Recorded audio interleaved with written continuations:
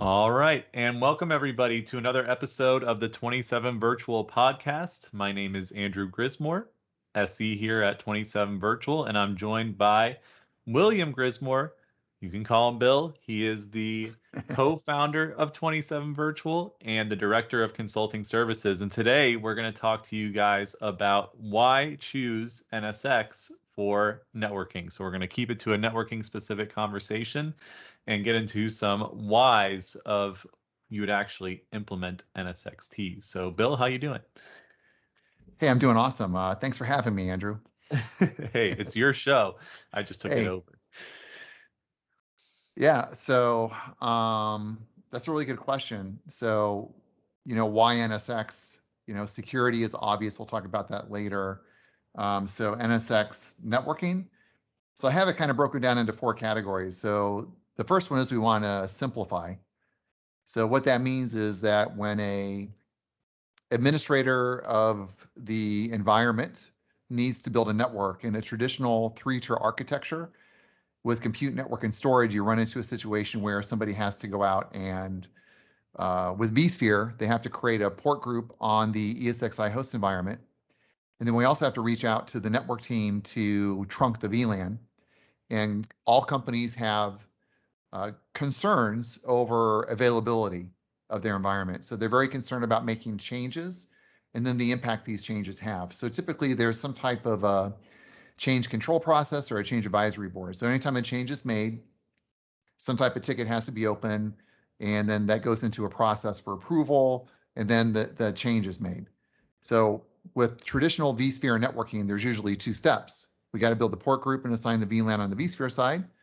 And then we got to trunk the VLAN on the physical, maybe establish an SVI for a gateway, whatever is required to make that happen. So one of the benefits that NSX brings to you from a simplified perspective is once you prep the environment to support the Geneva overlay in NSX T, you go through a process one time where you do a little bit of work up front and you prep the environment. And there is some trunking and some change advisory board things that have to go on there. But once that process is done, then when the request comes in, now you may still have some type of change process involved, but it's just a click of a button to get that network spun up. So once I do this one-time setup of Geneva, from then on, it's much more simplified. So now, instead of doing or making a change in both the vSphere side and the network physical side, all I have to do is go into NSXT, and either through an API call, an automation tool, or through clicking in the interface in the UI, I can spin up one of these NSX T segments. Awesome. So if we put our Center for Advanced Learning hats on here and think about how that impacts the business, what's the benefit there of the simplicity? Right. So the benefit's going to be your cap ops expenditures. So you have all these employees in your company, you're trying to get these different projects done. And anything we can do to make processes within the organization more automated, it's a multiplier, right? It gives them time to work on other projects. We don't want to slow our IT staff down with building port groups, trunking, SVIs, and so on.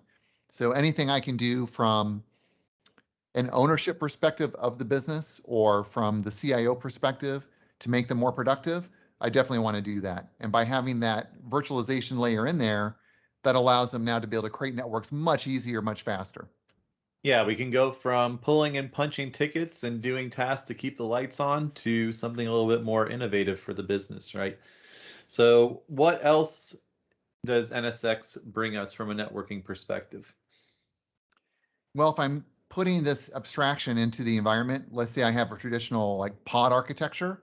Yeah, I might have the classic example be I have a DMZ and I have my regular production workloads or maybe prod, test, dev, whatever it may be.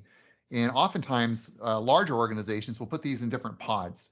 And you end up having a situation where the way the networks and the VLANs are plumbed out, they're kind of done by pod. So if we can kind of take that concept of having a DMZ pod and a prod pod and a test pod, and we can kind of just layer the network across all those, I don't run into the situation where I have a dedicated set of servers that I'm only using 10% of. Now, the caveat to that would be I would need to mix in the security to make that work, to segment it out. But still, though, the networking portion of it is important. By creating this abstraction, I can now stretch the network across all these pods. I may still route at the TOR or the core, but as far as the VMs are concerned, it's one big network. So now I have DMZ, production, and QA, and they're all collapsed together. And now I can do a CapEx saving. I can purchase less hardware. And I'm back to that whole original idea of virtualization where I'm doing more with less and reducing my footprint.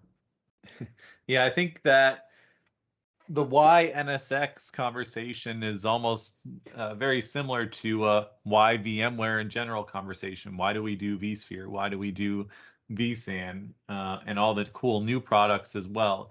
We want to be able to do more with less. You want to be able to create your VM